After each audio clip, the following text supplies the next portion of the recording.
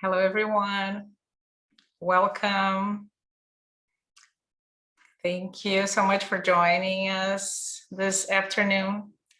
I see some, some friends in the audience already, and some SoDA members and AIGA members. Thank you so much. Thank you so much for being with us. And welcome to this talk by Teri Henderson and moderated by Jen White Johnson about Black Collagists, the book. So my name is Raquel Castedo, and I'm part of SoDA, Society of Design Arts, and AIGA Baltimore. Both organizations are Baltimore-based, and we are happy to have you all from wherever you are right now with us. So let us know where you're joining us from. If you're local, if you're from maybe other cities, other states. Hi, Jessica from Baltimore. Hello, Steve from Ohio. Hello, hello. Hi, Lori Rubling. Thank you so much for being with us and helping us to organize this event, and is representing also Stevenson University that it's supporting us in this program. Thank you. So I want to also thank you, Carol Kessler, that I see Carol's here with us. She's an AIGA Baltimore board member, also helped with this event. And also want to thank Ed Berlin that was connected us with Teri, and it's a SoDA member, also helped with the event. So I want to tell you a little bit about SoDA, and then pass to Francis to talk a little bit about AIGA, and then we get started. So SoDA is the Society of Design Arts. This group was founded over 15 years ago in Baltimore by an all-volunteer group of teachers, students, and design professionals. All of them were passionate about the multiple histories of design arts, including graphic design, illustration, architecture, book arts, photography, and many more. SoDA has provided more than 100 programs that have explored diverse subjects. And to have a better idea of our past programs, we invite you to check out our website at sodabaltimore.com. And while you're there, sign up on our mailing list to find out about future events. In our website, you see that since 2019, we have been continuously co-hosting events with AIGA Baltimore and building together a community interested in design history and its positive impact on design practice and contemporary life. If you're interested in helping to plan, research, and present programs, please feel free to reach out to us. Before I pass to Francis, I just want to also thank Richard Stanley that is here, and it's also a really important member of SoDA that's been part of the planning committee. And thank you all SoDA members and AIGA members, especially for joining us. Also Stevenson University students and professors. So now I want to pass to Frances so she can tell us a little bit about AIGA. Hi, thank you. Thanks, Raquel. Yeah, so I know many of you might be familiar with AIGA, but for those who are not, or if you're not in Baltimore and you're not familiar with your local chapter, we're a nonprofit organization, and our goal is to advance design as a professional craft, strategic advantage, and a vital cultural force. In Baltimore here, we're just one of 75 chapters, all run by volunteer leaders, and we have over 20,000 members across the nation and outside of the US. So if you're interested in learning more about our chapter here in Baltimore, membership and volunteer opportunities and all of our events, you can visit baltimore.aiga.org, drop that in the chat. And if you're not in Maryland, you can also, we've seen Philly, Ohio, Raleigh. You can find your nearest chapter and all the virtual events like this. I just attended a Zoom class with, a Zoom yoga class with Boston. I think Jess, who's here, was there too. So you can find those at aiga.org/events. So they've kind of consolidated all the virtual events in one place. So yeah, so definitely reach out to us and follow us on social media, subscribe to our newsletter so you find out about events like this. And then back to you, Raquel.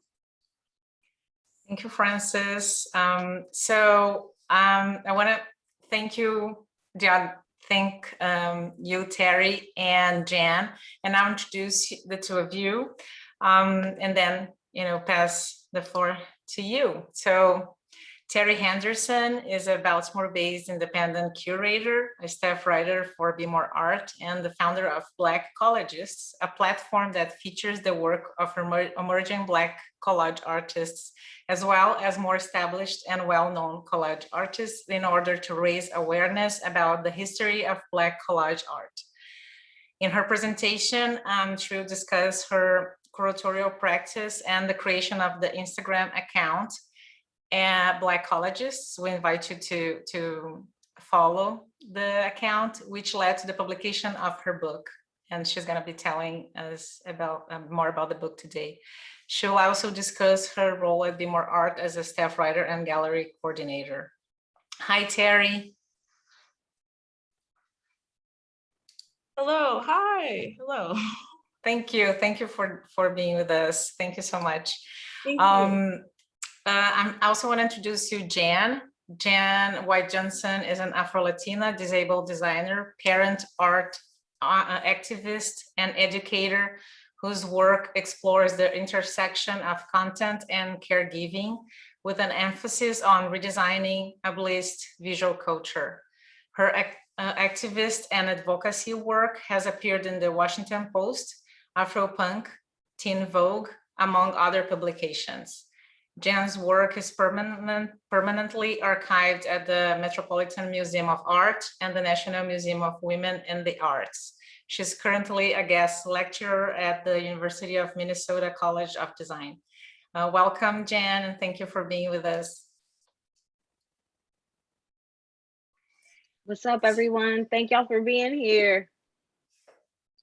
Thank you. So now I'm gonna pass you the floor, and Teri, let me know if you want me to pass the slides for you, and just whatever is more comfortable.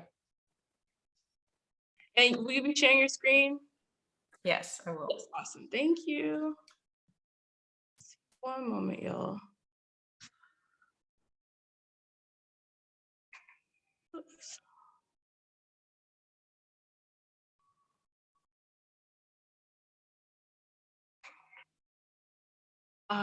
Yay, thank you so much. Thank you for clicking through this with me. I'm having some internet problems. I wanted to take the time to say hello and thank you all for joining us today during your lunch break. And I'm just gonna get into this presentation. So this is called, oh, sorry, it's okay, that's fine. So this is a quote by myself, which is always weird, but historically, the methods of collage and assemblage have been inextricably linked to Black culture, using what has been discarded to create a priceless object. And this is a collage by Louis Armstrong that he actually used on his instrument case. So it's like leftover tickets, photographs, which he would tape onto them. And I discovered that Louis Armstrong made collages in the process of researching for this book. So I had no idea, which is part of this whole process, is just tidbits of information like this. And then we can go to the next one. So yes, again, I'm a staff writer for Be More Art, and I'm also a curator here based in Maryland. I'm from Texas, which we'll get into in a minute. I've recently been published in the St. James Encyclopedia of Hip Hop Culture, Art Forum, the Kinfolk Travel Book, an online and print platform called All She Makes, and Just Smile magazine, which is a print magazine based out of Australia. And the focus of this presentation is to discuss my curatorial platform, Black Collages, as well as talk about my book, which is here, Black Collages, the book, which is an extension of that digital platform. And this is a cover. So yeah, so I was hired to run the Connect and Collect gallery in 2020. So I was hired to run the gallery, and then my first day was March 16th, which is the day that the stay-at-home orders were implemented in Maryland. So I transitioned into becoming a full-time staff writer, and I focus on covering stories that highlight Black, brown, and queer creatives. Like, one of my self-imposed missions is to write about as many Black, brown, and queer people as I can while I'm in this position, just elevate their stories and their voices and give them space. I also like to highlight challenge what people think about what art is, and kind of, like I've done interview sessions with DJs, just activists who do artivism, those kinds of things that might necessarily get space in a platform like Be More Art. So that's my job. And we have a full-time staff of 4, and I'm the only Black woman on staff. So that's what I'm doing with this platform. So yeah, so it's the online writing practice, and then also Connect and Collect, which is a program that's designed to connect Baltimore-based artists with collectors nationwide, Baltimore and beyond. So yeah, this is our print journal. I can't remember which one this was, but this is what it looks like if you're unaware. Be More Art has an online presence. We publish maybe something every day, but we also have a print journal that has 2 editions every year. So yeah, Texas born. I am originally from Fort Worth, Texas. I went to TCU, Texas Christian University. I got a degree in psychology and a minor in religion. And I mention this always because what I studied has nothing to do with what I'm doing for a living today. But while I was at TCU, I supplemented a lot of my time trying to keep because I'm not good at school, but I would take drawing and painting classes to just kind of keep that creative push. And that's when I started writing about art. But I moved to Baltimore in 2016 because I wanted to get out of Texas, and I got a scholarship to UB Law, which is how I ended up here. This is a collage that's in the book by Robert Leroy Hodge, who's from Houston. Yeah, it has Texas figures in it and people with connections to Texas. So while I was at TCU, my second senior year, because I had a victory lab, I designed an independent study with a professor named Dr. Sage Elwell about Black religion and Black art. And my thesis was about irreverence and embodied theology, and it focused on the work of David Hammons and Kara Walker. And what's so cool about this is that, and significant in my life, is that Kara allowed one of her collages to be like she allowed us to use it for free in the book, which is insane, but it's one of the first collages that you'll see if you have the physical book. This is just an example of her work. So this is the example that's actually in the book, and I wanted to pair it with this quote by Justin Smith from Afrovisualism, which is in the prologue of the book. So, Black collage is a visual frequency that breaks the line of sight and ushers in frames of reference from depths of internal and external sources. We wear our influences on our sleeves. Blackness aesthetically exists in a collage state. Justin's here. Hi, Justin. Sorry. And Justin graciously wrote an essay, which would turn into the prologue for the book. Hi, Justin. And next. So I began my Be More Art freelance writing practice when I was kind of at the end of law school in 2019. And I started with this series called Masters, and in my head, it was gonna be a year of these interviews, and I would turn them into a book. And it was a series of Q&As with graduate students in their studios. It was important that I wanted to get a photographer in there so that they would have really nice documentation of their work. And I just wanted to know, why are you in grad school? Tell me about your practice. But because of COVID, it got cut short. So these are, I believe Masters with Monsieur Zohor was the first one that I did. So that's his name, goes by Sadie, him in the studio.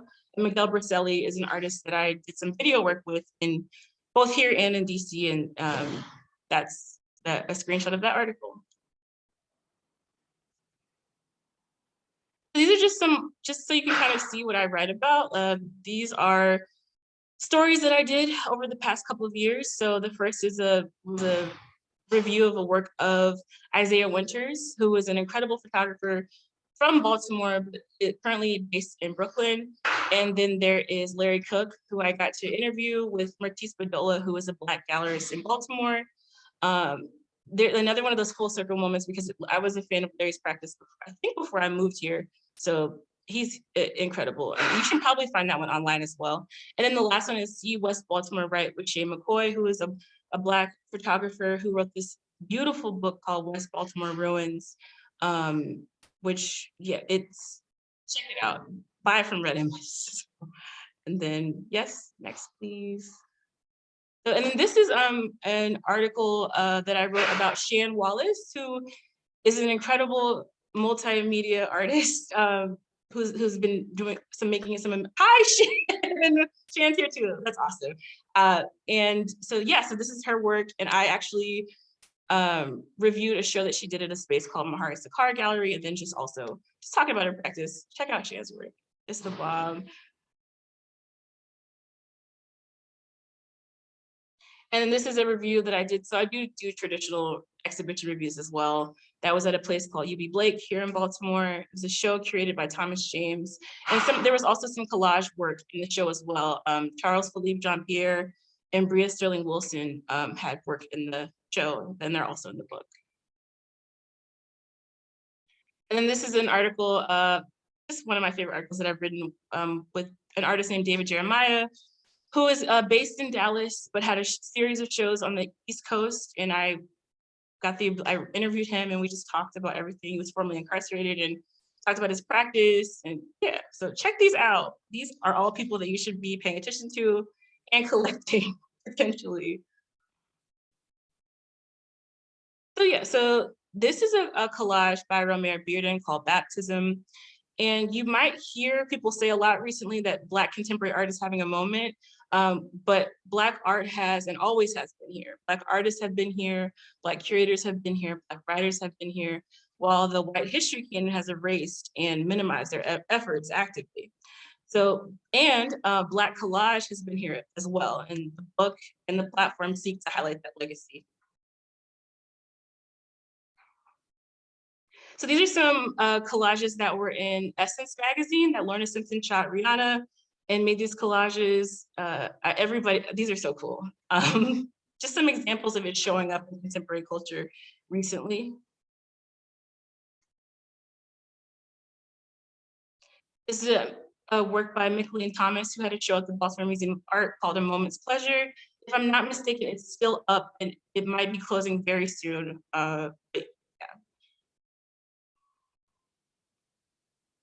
Closes in May. Thank you. And this is some work by Deborah Roberts, who is based from Austin, Texas. She had a show at the Contemporary last year, and she was commissioned to do this cover on the 10th anniversary of Trayvon Martin's death for New York Magazine, and then the writer is just another example of her work.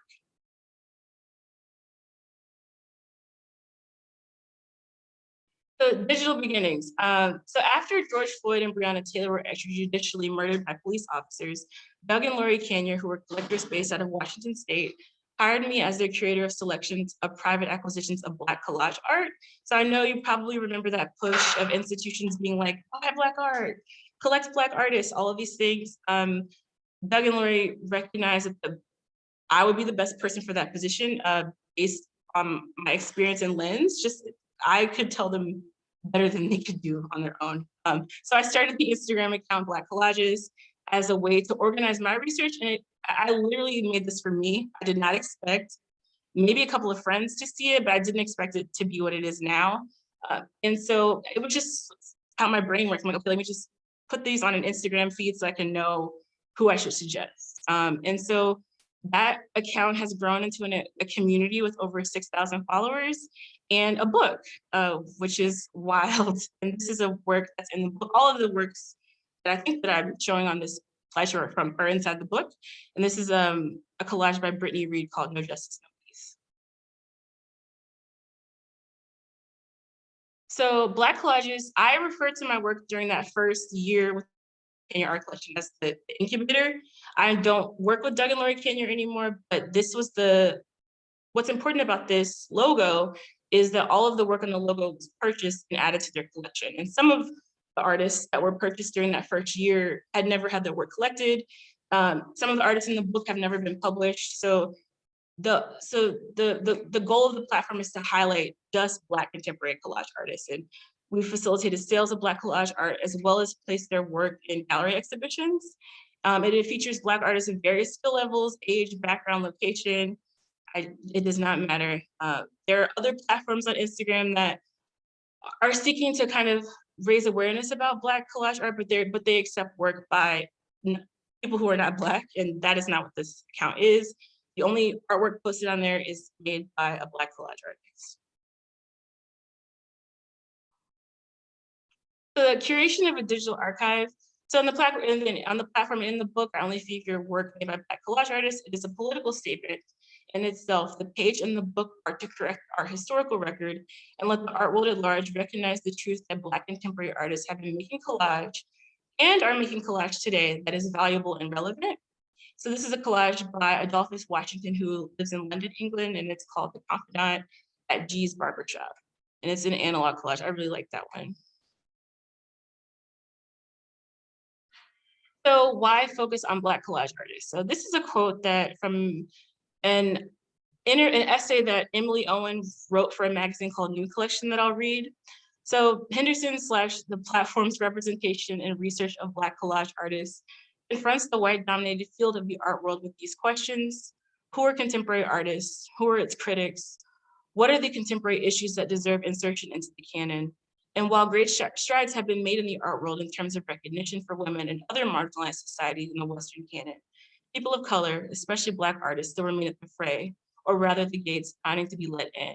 Here too, collage as practice and process has been grossly unconsidered within the sometimes staunch limitations of popularly accepted quote unquote fine art, often placed under the moniker of multimedia works and delineated in opposition to the ranks of paintings, sculpture, and photography as quote unquote great works. So that's another goal of the platform is to show that collage is not, because it is a valuable art form, it just as much relevancy as painting or sculpture, because there's kind of been in the past people saying, kind of designating it as something more of a hobby or a craft. So that's what that's about. And this is a collage by Peter Williams. All of the artists who are in the book are alive today, except for Peter, who passed away as the book was being made. And so I wanted to honor him by including him in this presentation. So correcting the art historical record. So when I first started this project, I just was like, okay, let me just Google Black collage artists and see what comes up. And of course, Lorna Simpson, McLean Thomas, Derek Adams, Romare Bearden, Jacob Lawrence popped up, but I couldn't find really explicit historical examples without digging. And I struggled to find, I thought there would just be a list of, these are the people who are Black and making collage art right now, today. And the reason I include Benny Andrews' work is because I'm embarrassed to say that I didn't know about his work until I started this project. And this is a collage from 1977. He was an activist and an incredible collage artist who's actually been, he's represented, or his estate is represented by Michael Rosenfeld Gallery. They've been showing his work at some art fairs. And so I was like, okay, it's more than just, because I knew for a fact that I had colleagues who were making collages. So that was another drive behind the page and the research. So this is the mission of Black Collagists, and this is a collage by Jesse Freeman. And it's just art made by Black people that centers Black subjects, is grossly underrepresented and undervalued in both the collage world and the art world at large. Black Collagists seeks to highlight and amplify the work solely of Black artists making collage worldwide.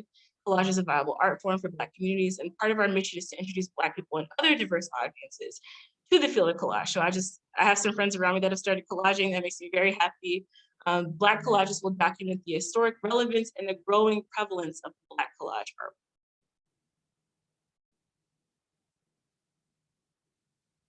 So why publish a book?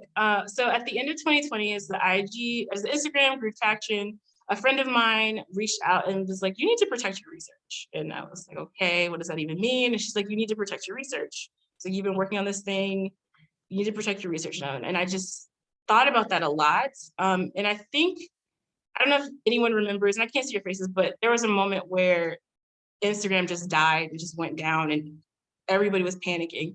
And we were already in the process of making the book, but I remember being like, thank God that there will be a physical record of the page just in case something happens.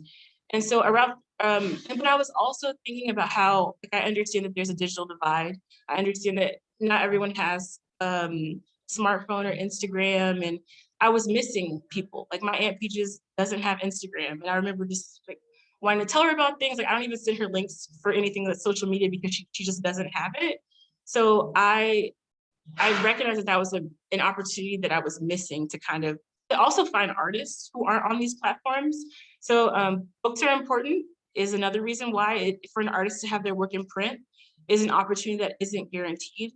And the book has just become a physical record and tangible archive of the research I did from 2020 to 2021. And this is Jesse Freeman's grandmother. He made the quilt behind her, and I love her hat. And he also is just a supporter of the page from the beginning, and he's one of the artists in the book. And he sent me this Polaroid, and it's interesting because he also has a Baltimore connection. So it's a small world, but I saw this and I started crying. So I was like, okay, that puts some wind in my sails is seeing this photo. So my intentions for the book, I wanted it to be relatively inexpensive compared to other fine art books. It's still kind of expensive. I'm hoping that one maybe a paperback version, but it's also available in digital format. I wanted to include scholarly essays. I wanted it to place contemporary Black collage art within the art history canon as a whole. And I wanted to serve as a cross-section of who is Black and making collage art today. So there's people that have blue chip gallery representation. There's people that just started making collages 2 years ago, people from all over the world. And I also just wanted to show the range of Black collage art because again, I had, assumptions that were wrong about what was a collage until I started doing this research. And I wanted to challenge other people's expectations of what Black collage art is and what it could be. So this is a digital collage by Sadie Barnett, who's based out of Oakland. And so these next examples. So there's abstract collage artists in the book. So again, this is Charles Philippe Jean-Pierre on the left-hand side, John Fields on the right-hand side. So these are just paper, old school cutting, pasting, rearranging that's what those are. And abstract work. Sorry, no, wait, hold on. See, I'm getting tripped up. These are abstract and they're analog as well. These are examples of abstract work. Sorry. And then more figurative representation. So these are collages by Nancy B. Price, and then Melvin Nesbitt Jr. Digital and analog. So there's Bria Sterling Wilson's work on my left, which is an analog collage. And on the right-hand side is Idris Beach, his work on the right. And he is based out of Jamaica. Bria is based in Baltimore. And so this is the book. This is the front and back cover of the book. All of the work in the designers made a collage out of selected works from inside of the book, and in the back is an image by Helena Metatetheria, who is incredible, exhibiting a lot right now. Her work is everywhere. And so that's what the book looks like if you don't have one. So and this is a collage by Chiffon Taylor. And it's, so this is just kind of an overview. So published in November 2021, Black Collages, the book features over 50 emerging and established Black collage artists from around the world with over 300 full color images alongside historical context and academic essays. The book establishes a physical archive of the history and future of Black collage artists. Black Collages, the book does not claim to be a complete record at all, but rather a door that invites others into a conversation about representation in Black collage art, both historically and currently, and challenges others to expand their own research. And it's published by Kenya Publishing and designed by Just Designs, written and curated by me. It's in the book. So there's some selected text in the essay. I think I saw Danielle is in here, so hi. Danielle wrote an essay about the historical connection between printmaking and collage. There's also a historical survey of Black collage artists by Lori Kanier that shows evidence that Black collage artists were making collages at the same time as Picasso. There's an essay called Layering and Belonging by Yesenia Navarrete Hunter, who's a historian and collagist who talks about the cultural impact of Black collage artists. In the prologue by Justin, who is the founder and creator of Afro-Visualism, called The Rhythmic Continuum of Black Collage, Having a Knack in the Cutting Up and Getting Down. There's an essay that makes a bunch of comparisons, but the ones that were jumping out to me were the ones about likening collaging to jazz and remixing, crate digging about the inherent nature of Black creative, what's the right word? Not alchemy, but just making those connections. Justin is brilliant. Check out his page at Afrovisualism. And it makes sense that his work started, or was the first essay text to start the book, because he was able to say what I was struggling to say in a very elegant way. So each artist had a full color spread. They're allowed to submit, I can't remember the exact number, but it was up to 6. And I made the final selections of artists and narrowed down the images, with the publisher making design decisions. So the publisher is based is in Yakima, Washington. So that was, and I'm in Baltimore. So there's definitely a gap of in time and distance, but we got it done.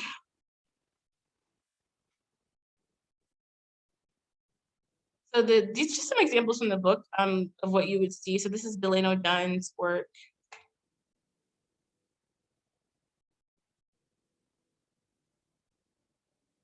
Jessica Whittingham from the Bahamas.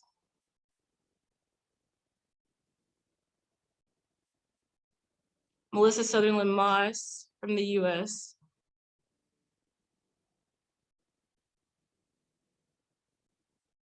Raphael Berentini, who's from France, who's in France right now.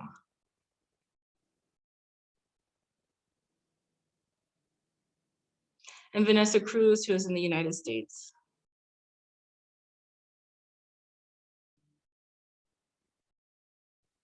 And Yannick Lowry, who is in the United States as well.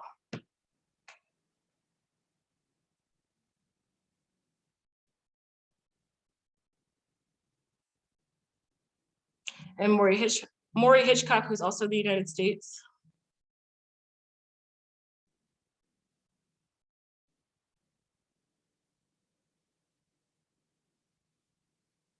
And Masani Landfair, who is also in the United States. I was also just trying to show y'all more of the range and the works that were selected for the book.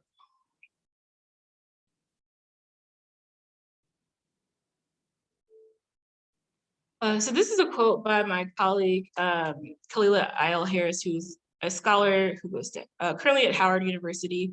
And we co-curated an exhibition based on her research at Yale Divinity School.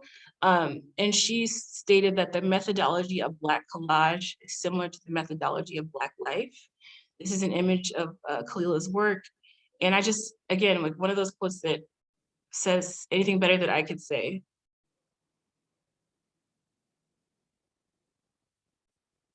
And then this is another part of Justin. I wish Justin could read these. So in collage, the cut of a photo or frame is an act of the flow state. Blackness exists in a collage form, stacking upon multiple layers of Black vernacular tradition and iconography. Collage harnesses our imaginations, picturing ourselves rolling through continuums as we envision. And that's by Justin, and he made this incredible graphic. Again, just check out his Instagram page.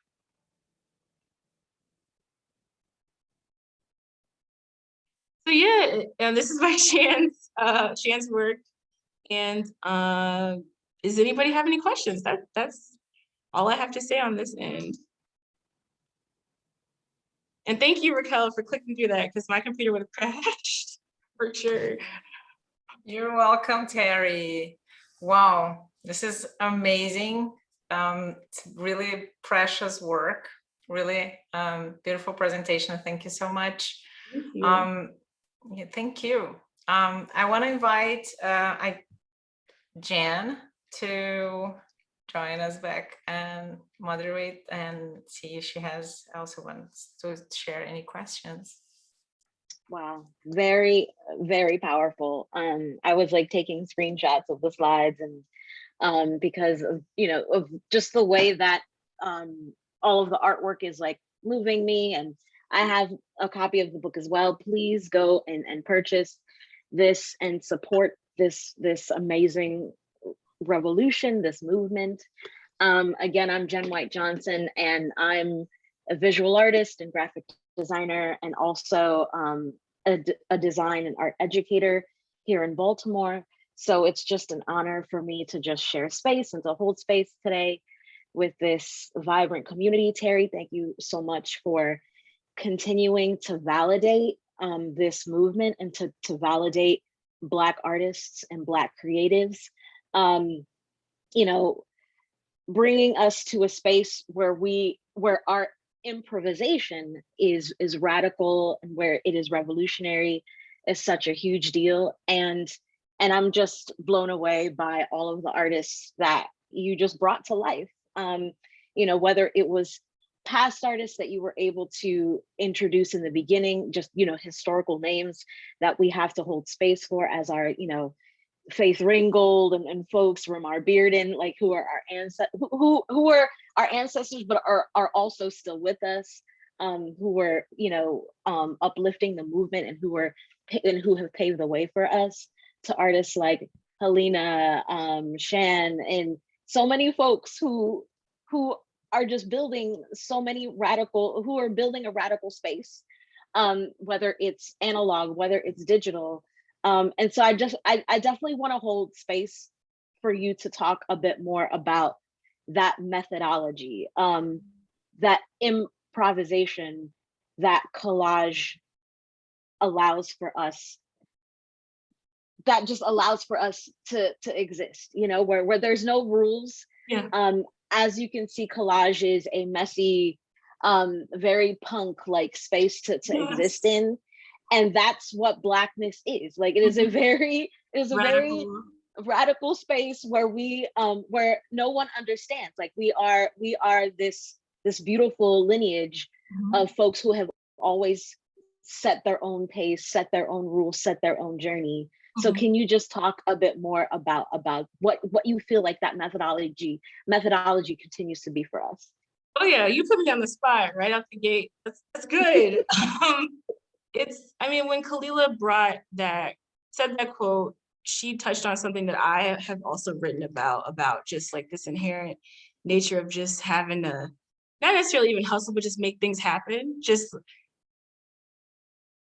And like I don't want to be too simplistic, but like talking about like soul food is this genre of cooking that came from things that were discarded and given to Black people and birthed an entire food movement or jazz, like that kind of like inspirational or improvisational thing. And that's something that I think is really powerful about collage. And I think you and I might have talked about this before about, and I'm gonna bring up my hatred for oil painting. I'll take that out of context, but it's just, I wanted to paint and I couldn't afford to do it. Oil painting is expensive. Going to art school is expensive. These materials are expensive. Having studio space is expensive. Collage, in my opinion, it's something that you can make with whatever you have available to you.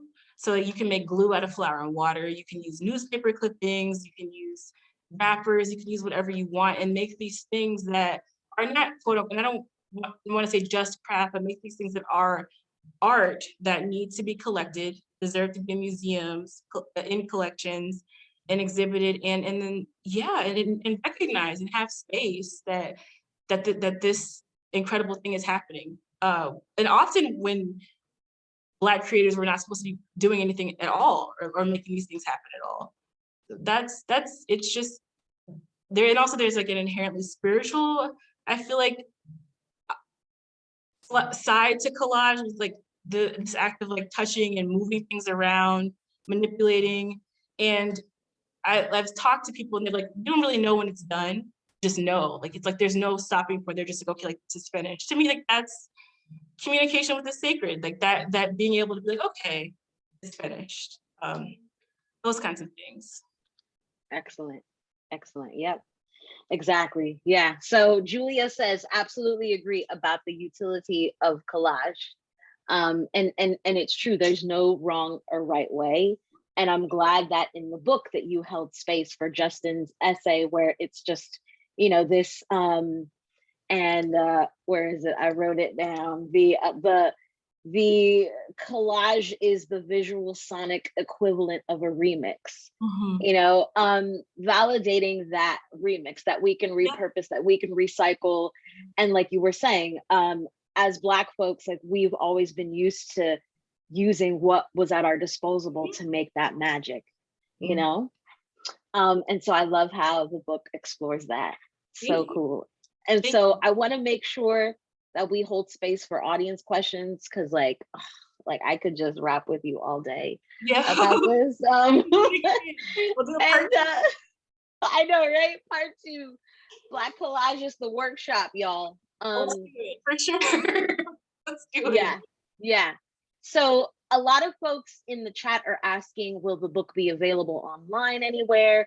Where Yeah. can they currently pick up the book? Okay. Yeah. So it's available. It's available on Amazon if you want to just straight up order from Amazon.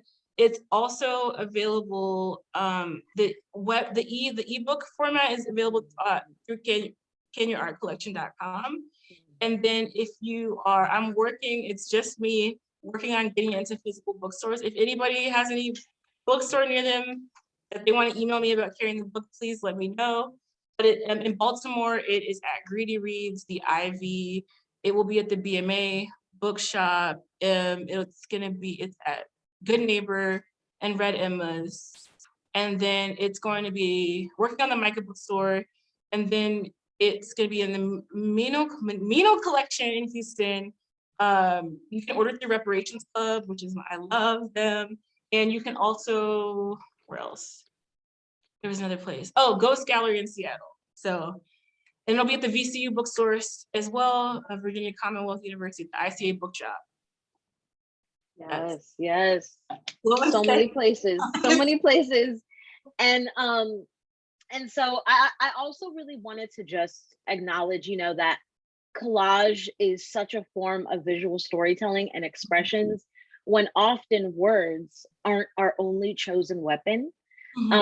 And so I guess with collage, and this is going to lead into the next question, what was your criteria in terms of selecting the work to be included? How did some of the artwork from and just the collage process from the artists speak to you in a way where you felt like, okay, well, without words, without contextual or textual language, that these collages could indeed, tell these stories, could these narratives can be as an audience, we can really fall into these narratives and understand them in a way? That's a beautiful question. So at the most basic level, all of the artists who are in the book were featured on the Instagram. Part of that is I started the process when you submit work to Instagram, you have to submit a photo of yourself, because I do get submissions from artists who are white trying to have their stuff posted, and I'm like, that's not what we're doing here on this page. But so they were all artists that I had at least had some kind of communication with. They knew that they were on the page. We were in community in that way. And then but based the work in the book, I just knew that it needed to just not be one thing. I knew that I needed analog and really representational. I knew that I needed abstract. Sorry, why is my brain doing that? Just a wide range, because it's another thing that I want to reinforce, is that this is not every Black collage artist by any means. But I just wanted it to be a survey. In my fantasy is that somebody will go into a library and pick it up and be like, okay, this is who's Black and making collage today.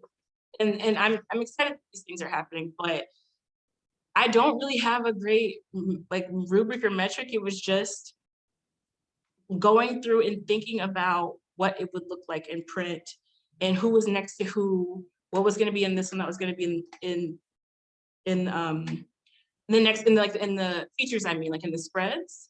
But it was just, I selected works down, and then those final decisions were made by the design team based on the layout and how it would look. And I had if there was something that was just not going to work, I'd be able to say no, we can't do this, those kinds of things.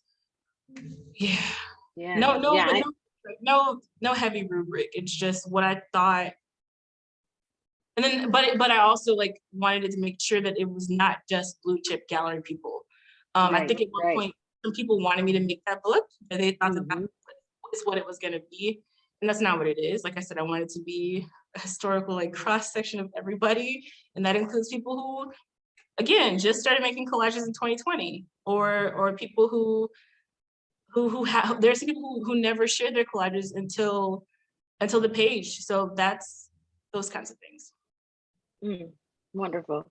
Yeah, that's excellent, because that allows, like you said, someone who hasn't necessarily been in the gallery space, or who doesn't have any necessary representation, which is a level of privilege at some times. When we think about our like Black artists and how old they were when they finally were able to get their first gallery show.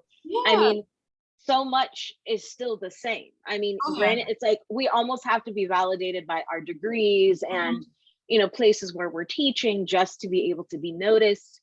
And that leads into this really great question that is from Kristen, who is saying, thank you for assembling such inspiring work. Do you have any thoughts on some of these artists' creative process? Do they have a vision of the finished collage and look for source materials to create that vision, or does it go the other way around?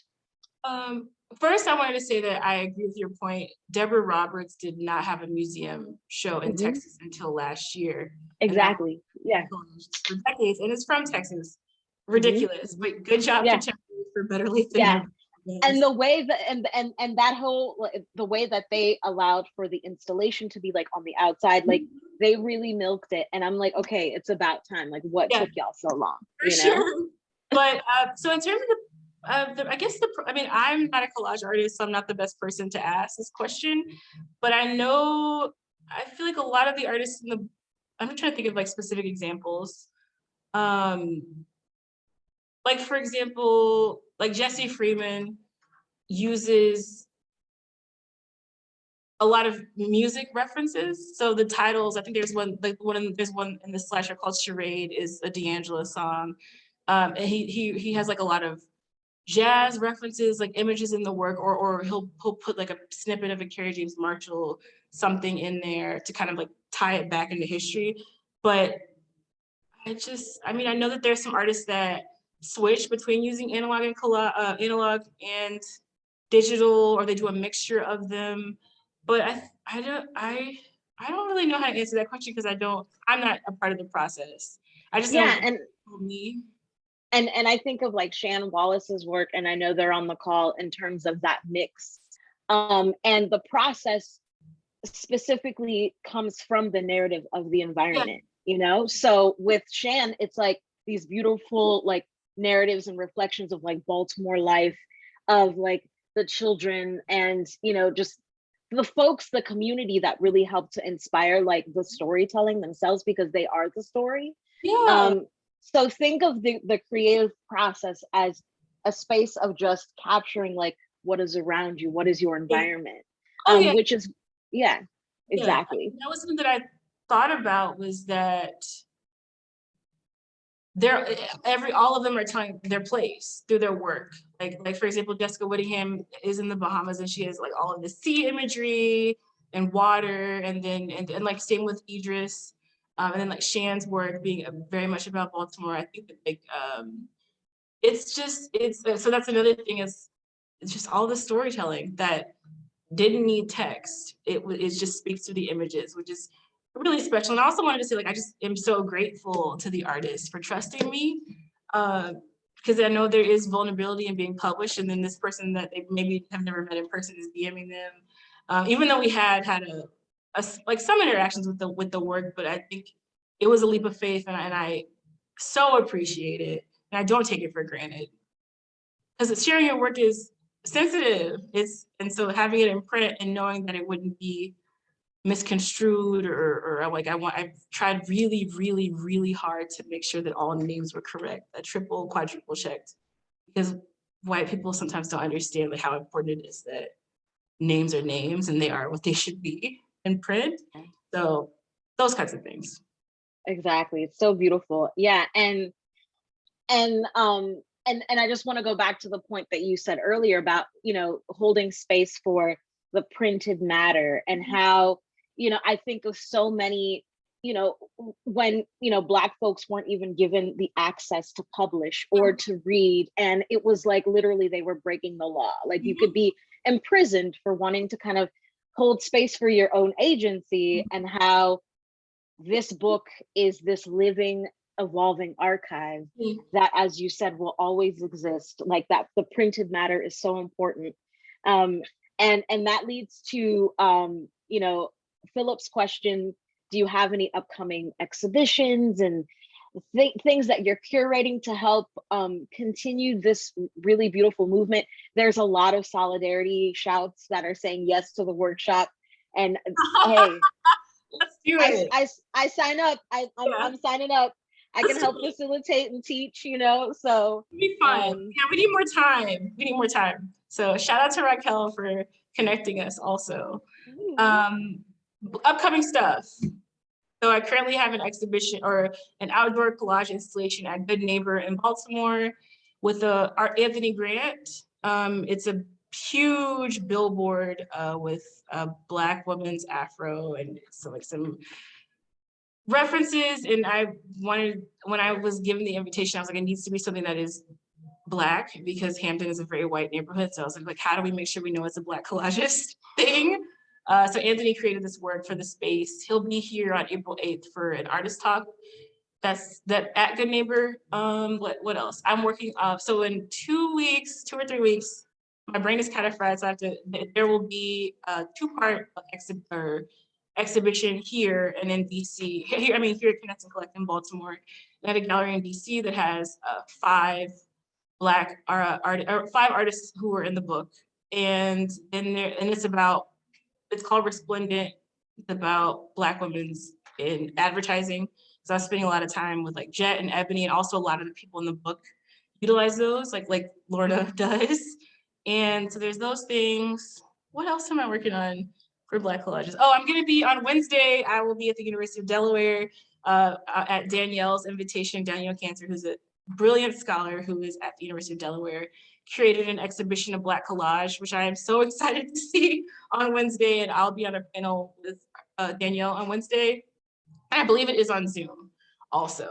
And then I'll be at VCU sometime in, or ICA. Justin Smith and I of Afro-Visualism will be in conversation with each other in May. And I need to just, somebody asked if I have a newsletter. I need to just do it because I can't remember all this stuff. And there is a website at collagists.com, but maybe let's just make an event page so that people can see all the things coming up. But I think that's it. That's it for now. Yeah, that's amazing. No, and it's good to know that the conversation is going to continue. Yeah. Because the book, yeah.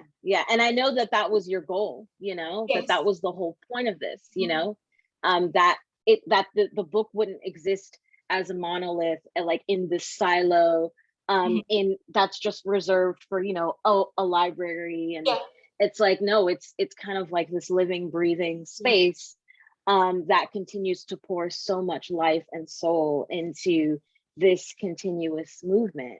Thank you. You see me, so I appreciate it. Like, I see you. Another book for sure. Looking for another publisher to do another book with, like, I'm not sure if it'll be completely different artists or an update of the first one, but just wanted to keep it because there has to be another one. There can't just be one. If we're all still out here living and working and making things, there has to be a part 2.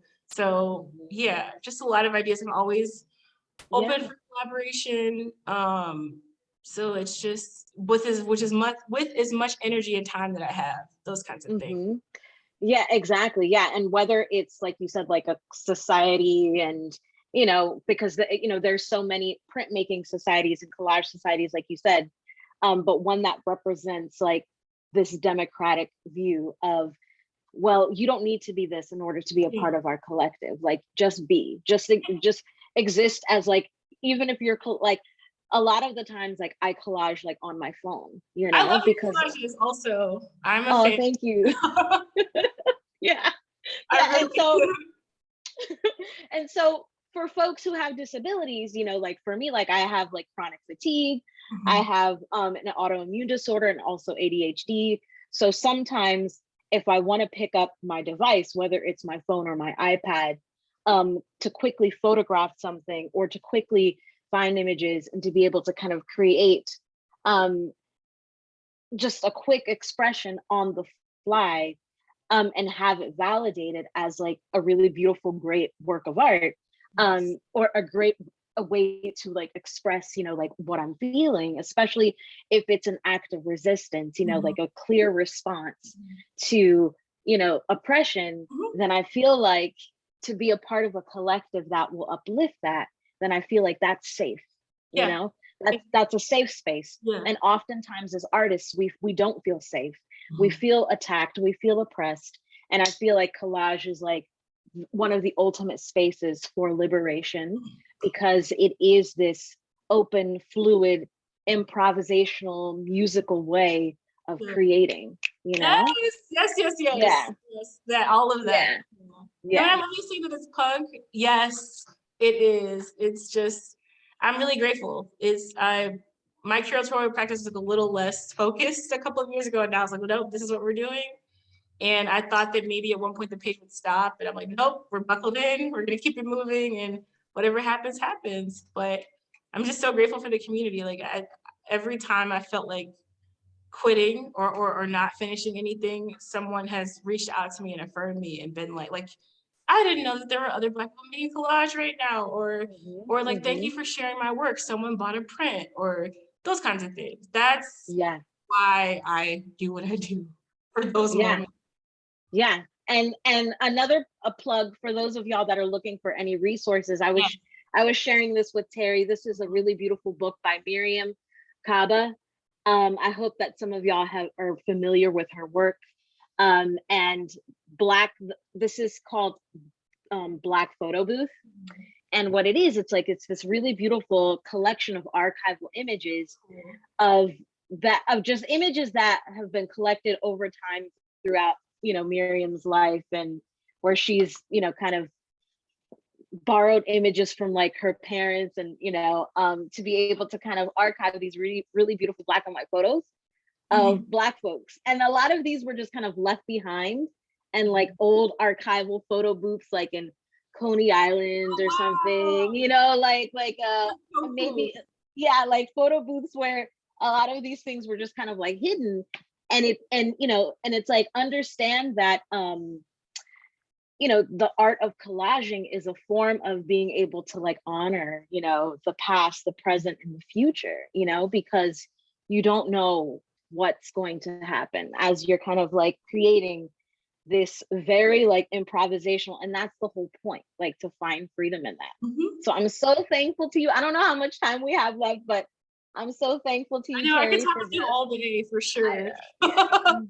So we will connect. Yes, yeah, we definitely will. And seriously, like on the workshop, because like because a lot of folks are saying, oh, digital collage and all these things, and you could do analog and digital, mixing both mediums. A lot of people do that. So there's definitely beautiful strategies and methods. Seriously, yeah. It's exciting. It is, it really is. Thank you, AIGA, SoDA, Stevenson. I think we have some professors. I hope we have some students that were also a part of the call. I hope y'all were able to kind of, you know, feel seen. So thank you. Thank you. Thank you so much. Thank you, Teri, for this wonderful presentation. Thank you, Jan, for moderating and for this, you know, wonderful conversation. We really appreciate both of you, and you're very inspiring, and, you know, it's a wonderful way of starting the week and ending the month. So I know, right? Right. Teri shared with us what she's up to in the next, or right now, what she's working on. Jan, would you like to share with us what you're working on, and, you know, and say a few words, like to say goodbye? Oh yeah. Make sure that y'all check out the State of Black Design conference that's coming up March 4th through the 6th. Jelani Cobb will be the opening keynote, and Nikki Giovanni will be the end keynote. It was supposed to happen in person through the University of Texas, or Texas State University, but because of COVID, you know, regulations and for safety, a lot of the panels are going to be online. I'll be doing a disability justice and accessibility panel, and also a part of an HBCU panel where we're uplifting our HBCU students, since I spent 10 years teaching at Bowie State University, and now I'm at the University of Minnesota. But thank you for popping that in the chat. So yeah, so just know that, you know, Black people, like, you know, like we're continuing to come, you know, for y'all in terms of making sure that we are seen, that we're uplifted, we have thoughts, we are in this art space, we are taking up space, we've always been taking up space. So yeah, so continue to, yeah, so State of Black Design, that's for folks that are speaking on advertising, graphic design, UX design. So I'm happy to be kind of, you know, representing the design educator, design, disability justice design space. So yeah, so this is beautiful, but we will definitely meet again, everyone. This won't be the last time, because like I feel sparked. I feel, you know, just, you know, thank y'all so much. Yes. And we'll definitely continue this conversation about the workshop. Thank you all, and thank you all for attending. And I hope you have a good week. Bye-bye. Bye.